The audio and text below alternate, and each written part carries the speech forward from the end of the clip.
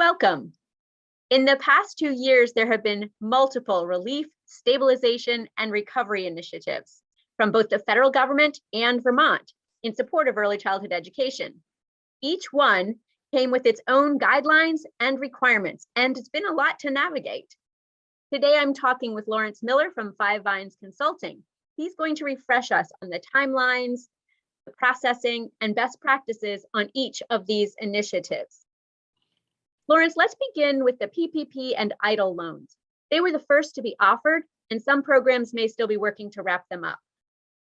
A lot of people are working to wrap them up. The PPP, or the Paycheck Protection Program, is moving into what I would call a closeout phase. Remember, recipients had either 8 or 24 weeks to spend what they received on eligible expenses under the program, and then another 10 months from disbursement before payments were supposed to start, and that got extended a little bit.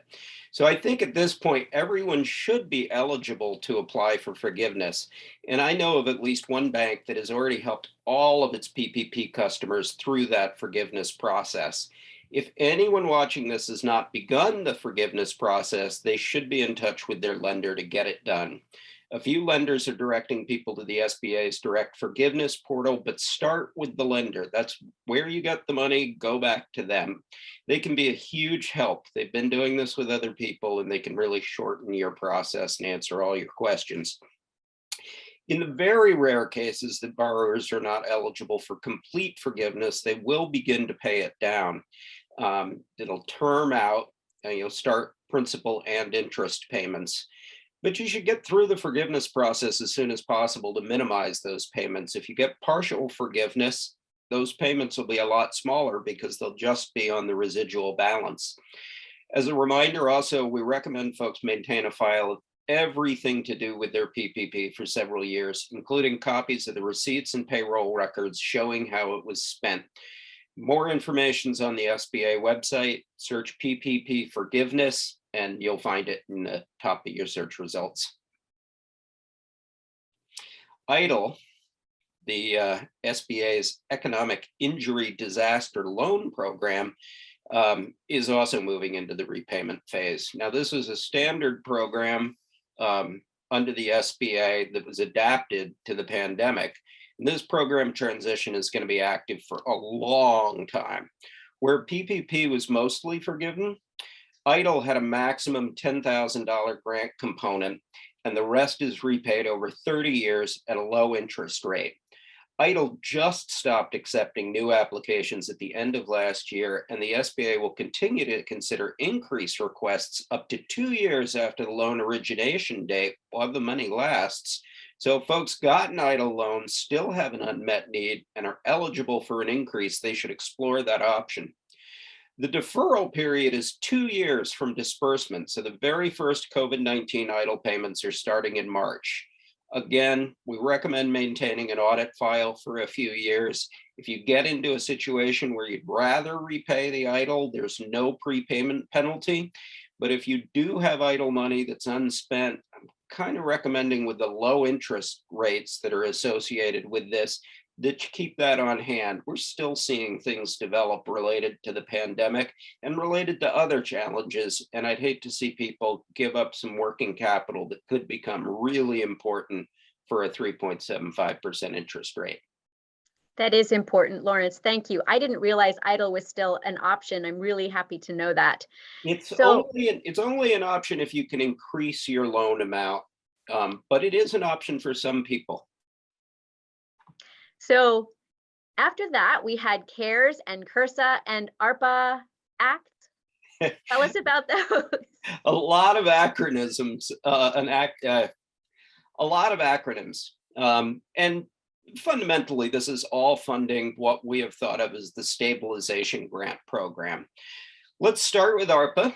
Begins with A, and it's also most immediately relevant.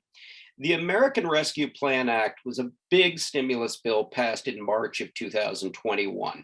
And this moved money to the states. And in our case, what we're talking about is how it funded the ARPA Child Care Stabilization Grants. And and that funding change started in November of last year.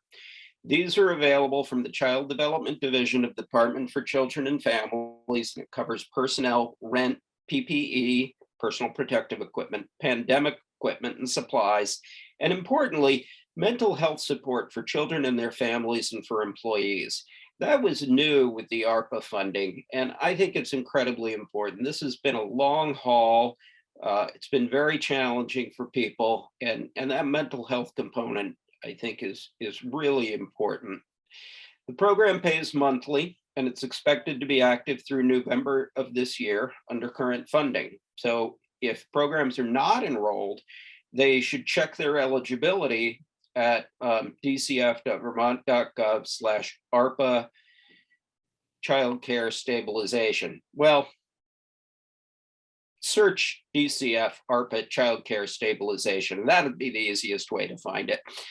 It won't give you retroactive funding for the months that you've missed, but it's worth getting enrolled as soon as you can.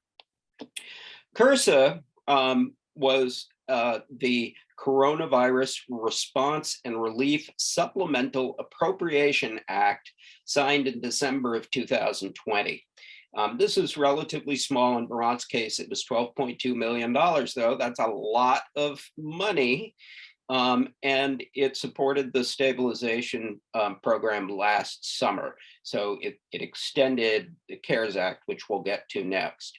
Grant applications were due last March, and the final report was due December 20th of last year. This is important. If you've got money and have not filed your final report, I strongly suggest getting that done. And again, maintain a compliance file in case of audit. And this is also, there's information available on the DCF website. And then finally, the Coronavirus Aid, Relief, and Economic Security Act, the CARES Act. And this was the really big pandemic response bill that came first. It was $2.2 trillion, and it went into effect March 27th of 2020. And I cannot overstate how critical this was to the nation and Vermont's ability to respond effectively to the pandemic. CARES established PPP, and it dropped $1.25 billion on Vermont for pandemic response costs. That made all the difference in being able to respond to this effectively. I know it's been really frustrating to work through all of these issues, but what this would have looked like without that cash, I can't begin to imagine. And then there's the BAA. What is the BAA, and what can folks expect from that? The BAA is Vermont's Budget Adjustment Act, and this is the bill every year that adjusts the current fiscal year budget. Usually it's relatively minor, bringing the budget in line with updated revenue forecasts and appropriating minor amounts of money on things that turned up during the year. This year, it's huge. The legislature is using that vehicle to allocate a lot of ARPA money. One item of major interest for our sector is $6 million for retention payments for child program staff. We will be monitoring plans for how that will be distributed, so stay tuned. But we expect the BAA to get passed out in the next week or so, and that'll wrap up the current fiscal year appropriations. And may it include the funding for retention payments? Yes. Well, So, and finally, remember, these funds are taxable income unless you're a nonprofit. that's right. These are taxable income. It was replacing tuition. It was replacing other sources of funding, as well as addressing extra costs. And so this is taxable income. The IRS is going to be really behind this year. We're seeing that. But if you're on extension, you still want to make your adjusted estimated tax payments by April 15th to avoid penalties and interest. So, you know, if you pay on an estimated tax payment basis, if you haven't considered those grant funds as income, you want to revisit that and make some catch-up deposits. And what else can we do, Lawrence? What else can we do? Right now, we're watching the main budget pass through the legislature, and that'll get voted in early May for the fiscal year that starts in July. There's a lot in there, and there's a lot that I think the legislature is going to be doing for the early childhood education system in Vermont. What we've seen is a greatly enhanced understanding on a deeply personal level of the importance of our childhood early education system in its principal role of enhanced child development, but also as a key foundational element of our whole state economy. This has changed the conversation. Next act, so to speak, will be the regular budget called the Big Bill for good reason. There's so many moving pieces, I don't want to even try and summarize them, but I encourage everybody to watch the news from LGK, the division, and other child care support organization. Be ready for calls to action, which means know your legislators and be ready to ask your families for help. This is a big turning point for child care in Vermont. And I think there's a tremendous amount of opportunity if we all work together.